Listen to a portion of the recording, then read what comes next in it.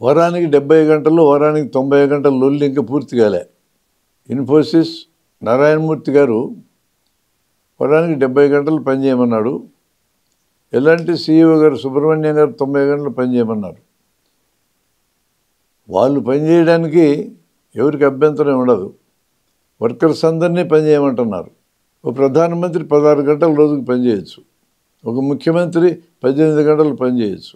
ఒక ప్రొఫెషనల్ 16 గంటలు పనిచేయచ్చు. అది వాళ్ళ ఇష్టం.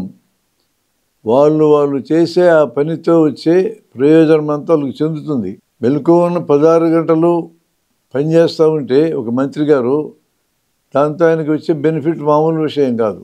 అధికారం పవర్, అది ఆ పవర్ కిక్కు, దానికోసం పనిచేస్తారు.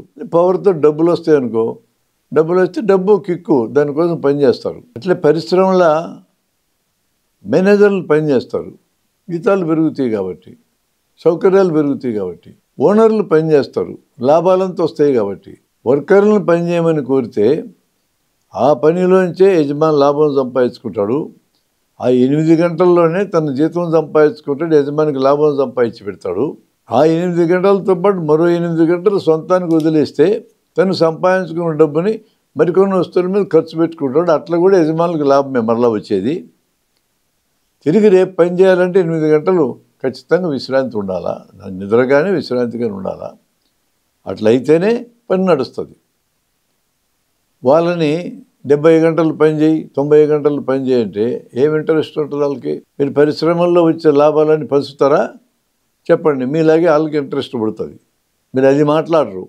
అది మాట్లాడకుండా మీరు పని చేయండి, లాభాలు మా బొక్కసం పడేయమంటారు. ఎందుకు పడేస్తారు? అందుకనే 8 గంటలు పని చేయమనే దాన్ని చికాగోలో కార్మికులు పోరాడి సాధించుకున్నది.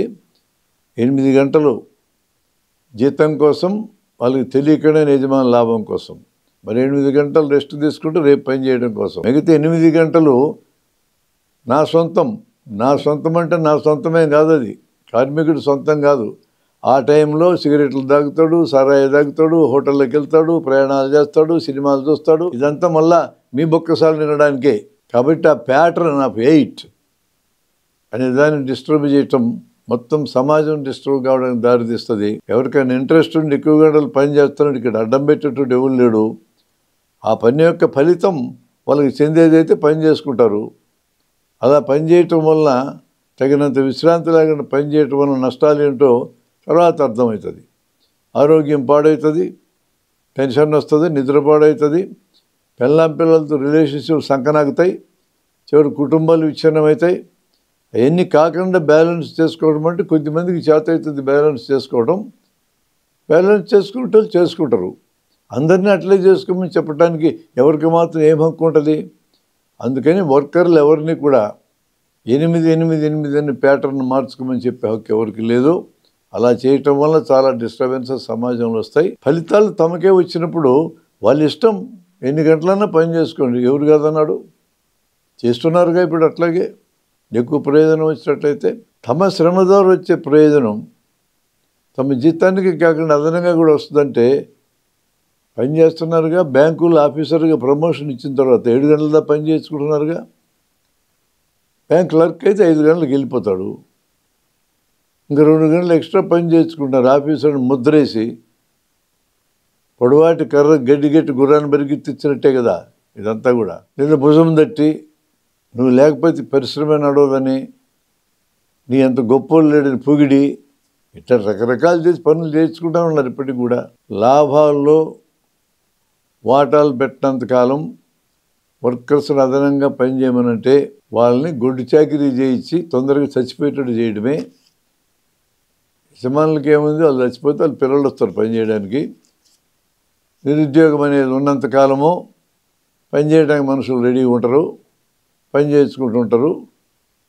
తండ్రుల శకం పోతూ ఉంటుంది, వాళ్ళ స్థానంలో కొడుకులు కూతుళ్ళు వస్తూ ఉంటారు. ఈ అదనపు పని గంటల వలన వాళ్ళ జీవితాలు కూడా తొందరగా ముగిసుకొని పోతాయి. ఎవరికి బాధ అండి? యజమానులకి ఏం బాధ ఉంది? వర్కర్లు పోతే అందరికీ చట్టం ఒకటే అంటారు, కానీ ధనవంతులకు ఓ రకంగా, పేదలకు ఓ రకంగా చట్టం పనిచేయటం లేదా?